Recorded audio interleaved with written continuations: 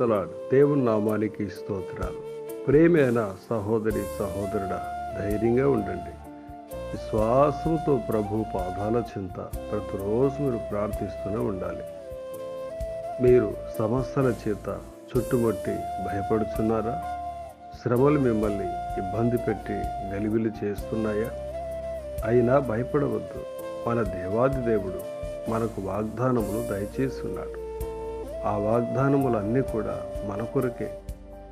మనం వాటిని చదివి వాటి మీద చేతులుంచి దేవుని పాదాల చింత ప్రార్థించినప్పుడు దేవుడు మన అందరి జీవితాల్లో గొప్ప కార్యాలు జరిగిస్తాడు. శ్రమలను చూసి భయపడి అధైర్యపడి మనము వెనుకకు తిరగనేకూడదు. దేవుని వాక్యం ఈ విధంగా సెలవిస్తుంది.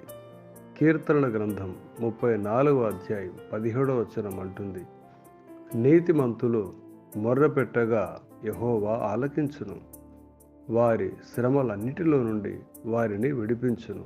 ఆహా, ఎంత గొప్ప వాగ్దానం కదా! మన దేవాది దేవుడు మనం ఆయన పాదాల చెంత మొరపెట్టినప్పుడు మన శ్రమలన్నిటి నుండి ఆయన విడిపిస్తానని వాగ్దానం చేస్తున్నాడు. భయపడకండి, ధైర్యంగా ఉండండి. దేవుని పాదాల చింత ప్రార్థించి విడుదల పొంది దేవుణ్ణి స్తుతించండి. ప్రభువు మీ అందరికీ తోడుగా ఉండి కాపాడి మీ శ్రమలన్నిటి నుండి విడుదలిచ్చి మీకు సంతోషం అనుగ్రహించునుగాక. ఆమేన్.